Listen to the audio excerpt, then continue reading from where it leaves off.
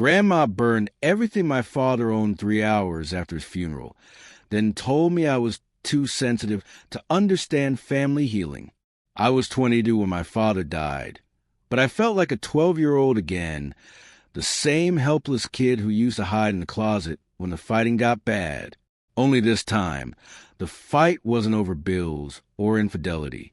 This time, it was over who got to keep the last pieces of man who spent his entire life giving pieces of himself away to people who never appreciated them.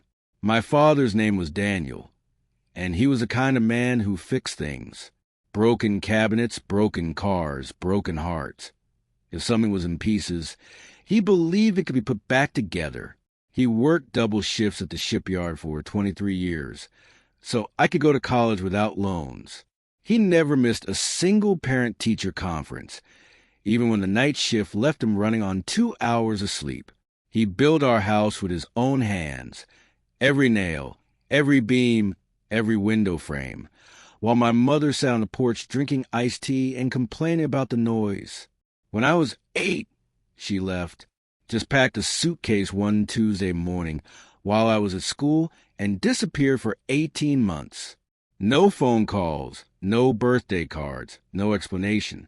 My father told me she was finding herself, but I heard him cry in the garage late at night when he thought I was asleep. He never remarried. He never even dated. When I asked him about it years later, he just shrugged and said, "I already found the person I was supposed to love. It just didn't work out the way I hoped." She came back when I was 10, all tears and promises. My father let her move back in within a week. I remember standing at the top of the stairs, watching him carry her suitcases inside and feeling something twist in my chest. Even then, I knew he was making a mistake. But Daniel believed in second chances, and third chances, and fourth chances. He believed that if he just loved her hard enough, she'd finally stay. She stayed, technically, but she was never really there. Not for him, and definitely not for me. My mother, Evelyn, had always been beautiful. That was the word people used when they talked about her. Beautiful. Not kind, not patient, not loving. Beautiful. And she knew it.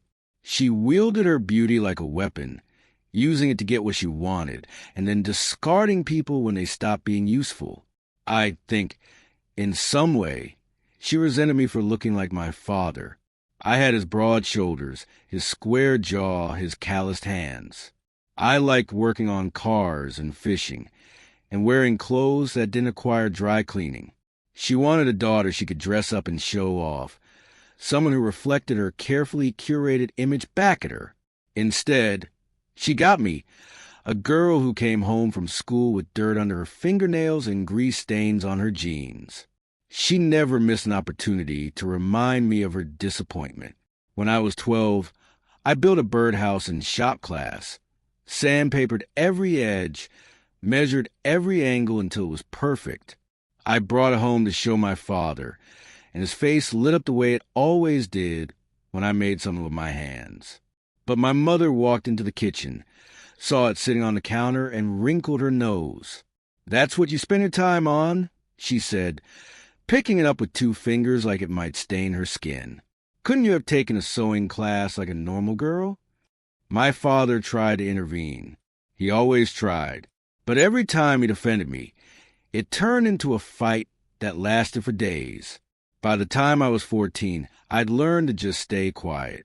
I'd learned to make myself small when she was around, to disappear into the background, so I wouldn't give her another reason to lash out. My father saw what was happening, but he didn't know how to stop it. He'd spent so many years trying to hold our family together that he'd forgotten what it felt like to let something fall apart. Then my brother, Samuel, was born, and everything got so much worse. Evelyn didn't want another child. She made that abundantly clear from the moment she found out she was pregnant. She complained about her changing body, about the inconvenience of doctor's appointments, about how the pregnancy was ruining her figure. My father tried to be supportive, rubbing her feet, cooking her meals, taking over the chores she no longer wanted to do. But nothing was ever enough. If he did something, she criticized how he did it. If he didn't do something, she accused him of neglecting her. There was no winning, and after a while, he stopped trying to win and just focused on surviving. I remember one night when she was about 6 months pregnant. My father had worked a 16-hour shift at the shipyard because someone had called in sick. He came home exhausted, his work boots still caked with salt and grime, and my mother started screaming at him before he even got through the door. She wanted a specific brand of pickles, some imported thing from a specialty store 30 minutes away, and he'd forgotten to pick them up on his way home. He apologized, said he'd go get them in the morning, but she wouldn't let it go. She followed him through the house, her voice rising with every step, until she was standing inches from his face, her finger jabbing at his chest. I was in my room with the door closed, but I could hear every word. "You don't care about me," she shrieked. "You never cared. All you care about is that job and that daughter of yours." When my father tried to calm her down, she slapped him across the face. The sound was sharp and final, like a branch snapping in a storm. I pressed my hand over my mouth and waited for him to do something, to walk away, to stand up for himself, to finally leave her. But he just stood there with his hand against his cheek, looking at her with something that broke my heart. It wasn't anger. It was resignation. Like he'd already accepted this was just how his life was going to be. Samuel was born 3 months later, and if anything, Evelyn became even more distant. She refused to breastfeed because it was inconvenient. She'd leave Samuel in his crib for hours, only checking on him when his cries became loud enough to annoy her. My father started taking Samuel to work with him sometimes, strapping the car seat into the passenger side of his truck, because he was afraid to leave the baby alone with her. When Samuel was 4 months old, everything came to a head. I came home from school to find my mother sitting on the kitchen floor, her back against the refrigerator, a bottle of wine in her hand. Samuel was in his crib upstairs, screaming. I don't know how long he'd been crying, maybe hours, but his voice was hoarse, worn down to a raw, desperate rasp. My father was still at work. There was no one else in the house. I ran upstairs and picked Samuel up, holding him against my chest, and he quieted almost immediately.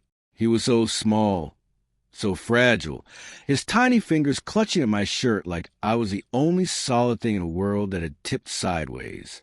When I came back downstairs, my mother hadn't moved. She looked at me with glassy eyes and said, "He's so loud. I just needed 5 minutes of quiet." That was the night my father finally called the police.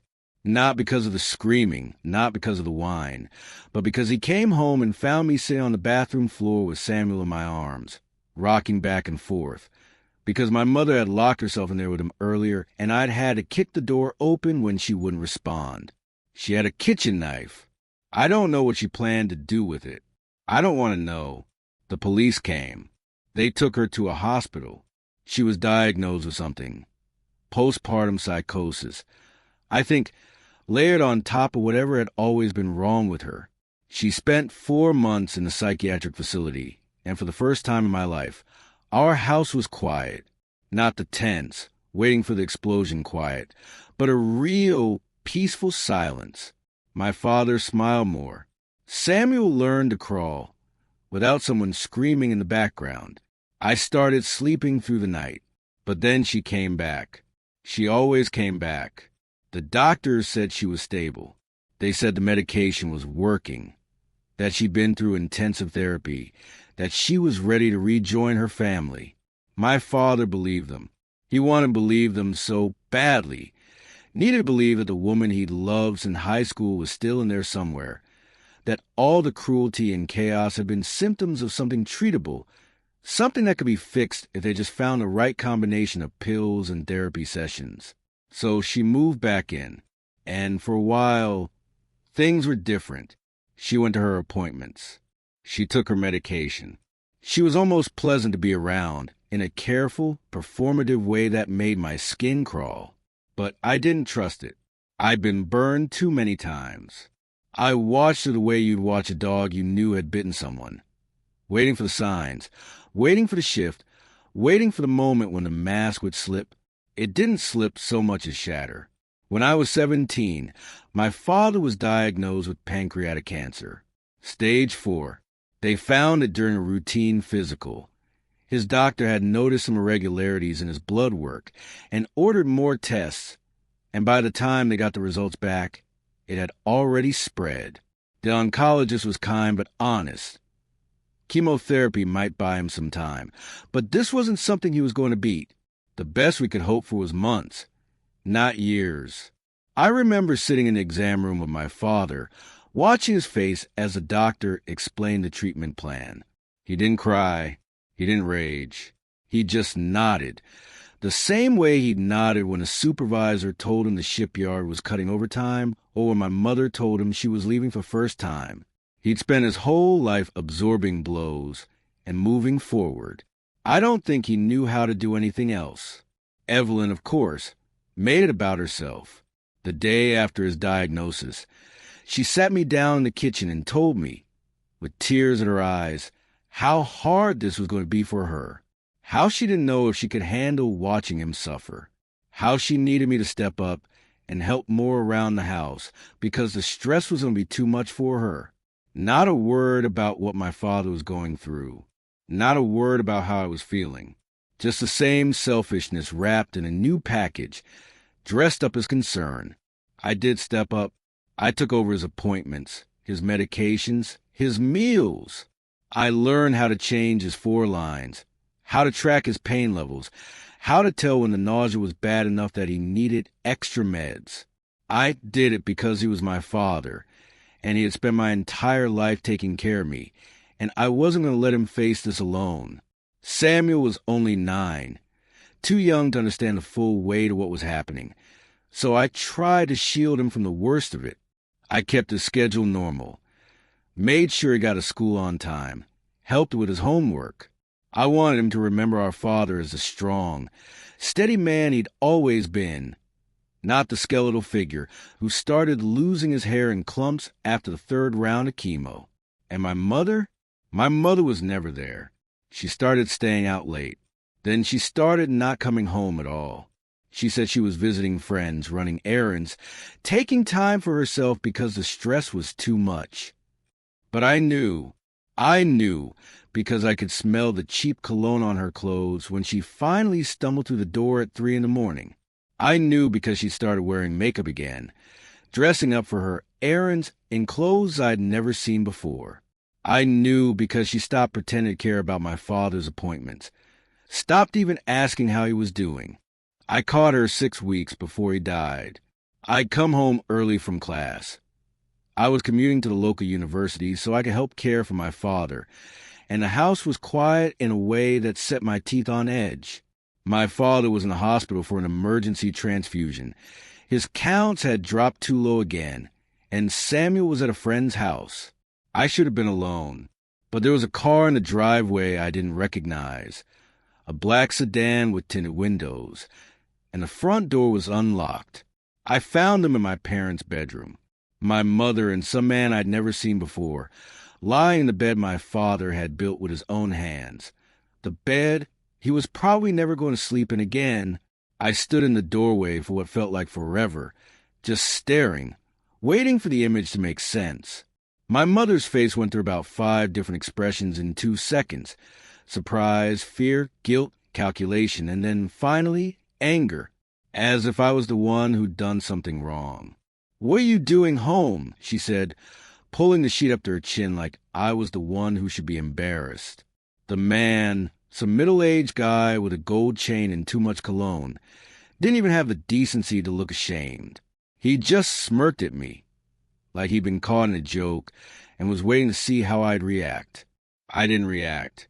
I just turned around, walked out of the house, and sat in my car for an hour with my hands gripping the steering wheel so hard my knuckles went white. I thought about going to the hospital and telling my father. I thought about screaming at her, throwing her out, calling her every name I'd been holding in for 20 years.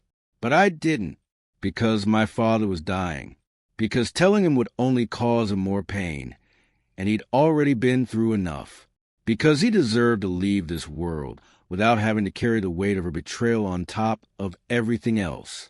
When I finally went back inside, my mother was waiting for me in the kitchen. She'd showered and changed, like that made any difference. She tried to explain something about stress, about loneliness, about how my father had been distant since the diagnosis, as if he wasn't the one fighting for his life while she was out finding replacements. And then she said the words that I've never been able to forget. If you tell him, you'll be the one who kills him. Is that what you want? I didn't tell him. I kept her secret, and I hated myself for it. I sat beside my father's hospital bed while he drifted in and out of consciousness, holding his hand, reading him books about boat engines because he'd always loved that kind of thing, and I pretended I didn't know what she was doing every time she left a room to get coffee or take a walk. I pretended because I didn't know what else to do. He died on a Tuesday. It was raining. The kind of slow, steady rain that soaks through everything if you stay out in it long enough. I was holding his hand when he took his last breath. Samuel was in the waiting room, playing on a tablet, too young to understand that he'd just lost the only real parent he'd ever known. And my mother was at home. Or maybe she was out with one of her men. I didn't know, and I didn't care. She wasn't there. She was never there. The funeral was 3 days later. My father's parents flew in from out of state. My grandmother, Eleanor, and my grandfather, Thomas. They were the ones who'd stepped in when Evelyn abandoned me as a child. The ones who'd taught me how to ride a bike and bake bread and change a tire. They loved my father more than anything, and watching them say goodbye to him was almost harder than saying goodbye myself. My grandmother didn't cry at the service. Not once. But I saw her hand shaking when she touched the edge of his casket, and I knew she was falling apart on the inside. After the funeral, we went back to the house for the reception. Friends and co-workers and distant relatives filled the living room, eating cold cuts from plastic platters and telling stories about my father that made people laugh through their tears. I was in the kitchen, cutting more bread, when my grandmother came up behind me and put her hand on my shoulder. "Where's your mother?" she asked. I hadn't seen Evelyn since the service. She'd shown up in a black dress that was too tight and too short, had stood at the back of the church looking bored, and had disappeared the moment the last prayer was said. "I don't know," I said, "probably with her boyfriend." My grandmother's hand tightened on my shoulder, but she didn't say anything. She'd known. Somehow, she'd always known. We found Evelyn in the backyard an hour later. She wasn't alone. Her latest boyfriend, a man named Vince with a neck tattoo and a criminal record he bragged about at family dinners, was helping her build a bonfire in the fire pit my father had installed last summer. And they weren't burning leaves or old newspapers. They were burning my father's things. His clothes, his books, his photographs, the wooden box he kept on his nightstand, filled with letters I'd written him from summer camp, Samuel's first drawings, ticket stubs from every movie we'd ever seen together. All of it was piled in the fire pit. Flames licking at the edges of his favorite flannel shirt, curling the corners of photographs until the faces became unrecognizable. I didn't process it at first. I stood on the back porch, watching, my brain refusing to connect what my eyes were seeing. My grandmother came up beside me, and I heard her breath catch. And then Samuel appeared at the kitchen door, looking past us into the yard, and the sound he made, a small wounded noise like an animal caught in a trap, broke something inside me. I ran. I ran across the yard, my shoes slipping on the wet grass, and I grabbed the first thing I could reach, a cardboard box full of my father's old Navy uniforms, the ones he kept pressed and folded in the back of his closet for 30 years. The box was already starting to burn at the edges, smoke curling up from the corners, but I pulled it out anyway. ignoring the heat searing my fingers. "What the hell are you doing?" I screamed. Evelyn looked up from where she was feeding another armful of shirts into the fire. She had the nerve to look surprised, like I was the one acting irrationally. "We're cleaning out the house," she said, her voice flat. "I don't want to live in a museum. These aren't your things to throw away." Vince stepped forward. His chest puffed out like he was about to play a hero. "Listen, sweetheart, your mother and I are trying to move forward with our lives. You can't just keep hanging on to every little thing. Don't call me sweetheart." I was shaking now, the adrenaline burning through my veins, my hands still clutching the smoldering box of uniforms. "This is my father's house. These are his things. You don't get to decide what happens to any of it." My mother's eyes narrowed. She'd never liked being challenged, especially not in front of men she was trying to impress. "Your father is dead," she said, each word deliberate, sharp. "He's not coming back. And I am not going to spend the rest of my life tripping over boxes of his junk just because you can't let go. It's not junk." Samuel's voice was small but steady. He'd come out onto the porch, and his face was streaked with tears, but he was standing straight, his hands balled into fists at his sides. "It's Dad's stuff. It's all we have left." My mother looked at him, and for a second, just a second, I saw something flicker in her expression, something that might have been guilt or shame, or maybe just annoyance that her audience was growing. Then it was gone, replaced by the same cold mask she'd worn my whole life. "You're both being dramatic," she said. "It's just things. They don't mean anything." That's when my grandmother stepped in. Eleanor wasn't a large woman. She was barely 5 feet tall, with silver hair and arthritis in both hands. But when she walked down the porch steps and stood between me and my mother, she seemed to take up the entire yard. She looked at Evelyn with a kind of quiet fury I'd never seen on her face before. "You," she said, "are going to go inside, pack your bags, and leave this house. Tonight." My mother laughed. Actually laughed. "You can't tell me what to do. This is my house. My husband's house. I have rights." "You have nothing," Eleanor said. "Daniel left a will. He signed it 6 months ago, before the cancer got bad. The house goes to his children. Everything goes to his children. You were never mentioned, and we both know why." The color drained from my mother's face. For once, she didn't have a clever response. She just stood there, her mouth half open, while Vince looked between us like he was trying to figure out if he'd just made a very expensive mistake. I didn't know about the will. My father had never mentioned it, never talked about what would happen after he was gone. But looking at my grandmother's face, at the certainty in her eyes, I knew she wasn't lying. My father had protected us. Even at the end, he'd made sure the people who actually loved him would have a place to call home. "You need to leave," I said, and this time my voice didn't shake. "Both of you. Now." My mother tried to argue. She tried crying, tried yelling, tried appealing to my grandmother, to Samuel, to anyone who might have a shred of sympathy left. But there was nothing left. She'd burned it all, piece by piece, photograph by photograph, memory by memory. And when she finally realized that no one was going to take her side, she grabbed Vince's arm and stormed back into the house. They were gone within the hour. They took her clothes, her jewelry, the new car she bought with my father's life insurance money before the body was even cold. They left behind the ashes in the fire pit, the half-burned photographs scattered across the wet grass, and the cardboard box of Navy uniforms I was still holding against my chest like it was the only thing keeping me from falling apart. That was 8 months ago. Since then, I've learned more than I ever wanted to know about probate law, property taxes, and what it takes to raise a 12-year-old brother when you're barely old enough to rent a car.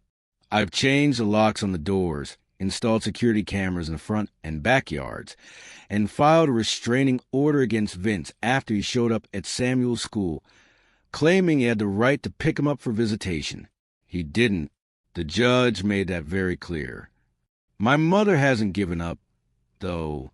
She calls from different numbers, leaves voicemails that swing between weeping apologies and vicious accusations. She's tried to get relatives to pressure me, claiming I'm keeping her from her son and violating her rights as a mother. She even tried to break into the house last month, showing up at 3 a.m. with a set of keys she'd forgotten to turn in. The security cameras caught everything. Her face pressed against the kitchen window, her hands shaking as she tried to force the lock, the way she screamed when the floodlights came on, and she realized she'd been recorded. I sent the footage to my lawyer. He sent it to the police. There's a hearing scheduled for next week, and if everything goes the way it should, she won't be allowed within 500 feet of us ever again. Samuel and I are doing okay. Better than okay, maybe. The house feels different now, lighter, somehow. We started going through my father's things together, sorting them into boxes, deciding what to keep and what to let go. It hurts, of course. Every photograph, every old shirt, every worn-out tool from his workbench carries a memory that cuts like glass. But it's our hurt. No one is trying to take it away, or burn it, or pretend it doesn't matter. We're learning to carry it together, the way he would have wanted. Last night, Samuel asked me if I thought our father knew. About the cheating, about everything. I thought about it for a long time before I answered. I told him I didn't know, but I think maybe he did. I think maybe he knew more than any of us gave him credit for. And I think he left us the house not because he was punishing my mother, but because he wanted us to have something solid to hold on to when everything else fell apart. That's the kind of man he was. Even when he was hurting, even when he was scared, he was thinking about us. He was building something that would last. My mother always said that things don't mean anything, but she was wrong. The things he left behind, the walls he built, the memories he made, the love he poured into every corner of our lives. Those things mean everything. And now that she's gone, we finally have the space to feel that love without having to fight for it. I don't know what she's doing now. I don't care. She made her choices, and now she has to live with them. Samuel and I have each other. We have this house, and we have the quiet, steady knowledge that our Father loved us more than anything in the world. That's more than she ever gave us. That's more than enough.